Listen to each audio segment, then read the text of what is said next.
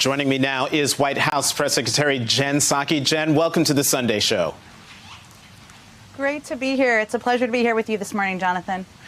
So as we saw in that montage of criticisms of the upcoming Biden agenda, let's talk about the agenda. And I want to start with what was stripped out of the COVID relief package by the Senate, and that is the minimum wage.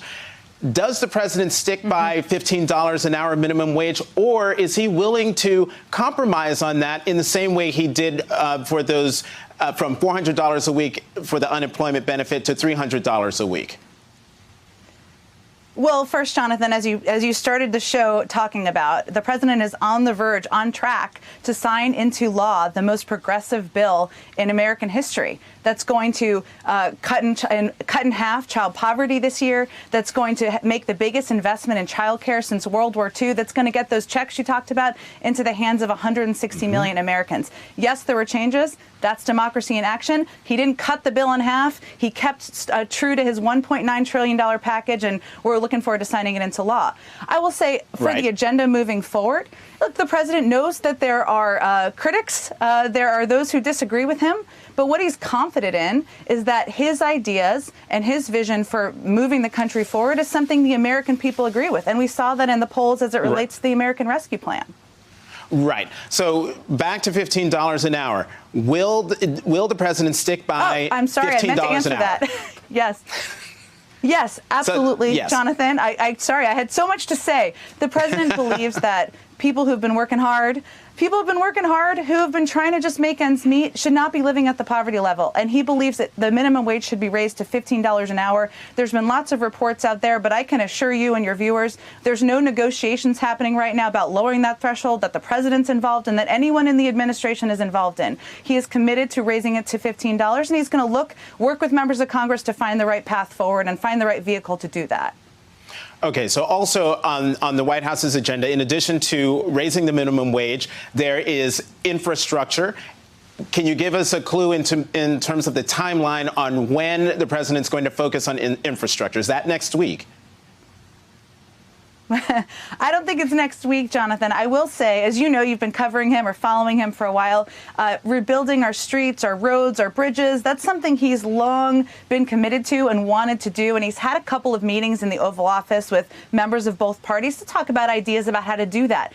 That's long. There's been a long history of bipartisan support for infrastructure investment, and so he's certainly hopeful we'll see that moving forward. But we're going to get the rescue plan passed. We're going to take some time to talk about it to the American people once it's passed and once he signs it into law. Explain what the checks do, how we're going to reopen schools, how we're going to get more shots into the arms of Americans, and then he'll talk about his Build Back Better agenda and what's included in there after that.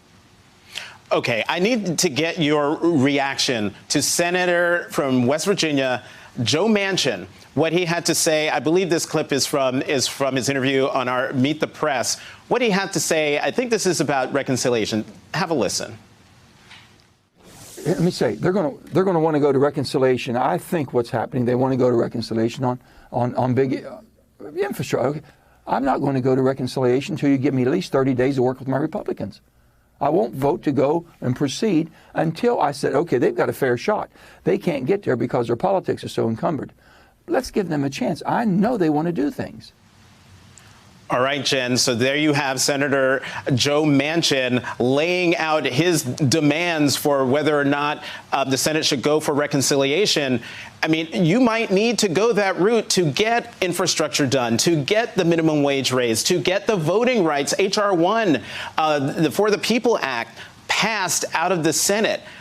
Your reaction to Senator Manchin? Well, what I heard from him is an openness to not taking tools off the table, and that certainly is positive. The president's preference is that we work in a bipartisan way and that we find a path forward with Democrats and Republicans. But what people should have seen through the American Rescue Plan is he's also not going to be held hostage to months and months of negotiations when he wants to get relief to the American people. So we'll see. Infrastructure, as we were talking about, Jonathan, there is a long history of bipartisan support for infrastructure investment. there's actually also a long history of bipartisan support for immigration and reforming the immigration system. Let's see what we can do, and let's see what the path forward can be. But the president's not going to take options off the table. I just heard Senator Manchin isn't going to take options off the table, and we'll really defer to leaders in Congress about the mechanisms and the mechanics of moving these things forward. Hey, thanks for watching our YouTube channel. You should know that you can follow today's top stories and breaking news and catch up on your favorite MSNBC shows all in one place. Download the NBC News app today.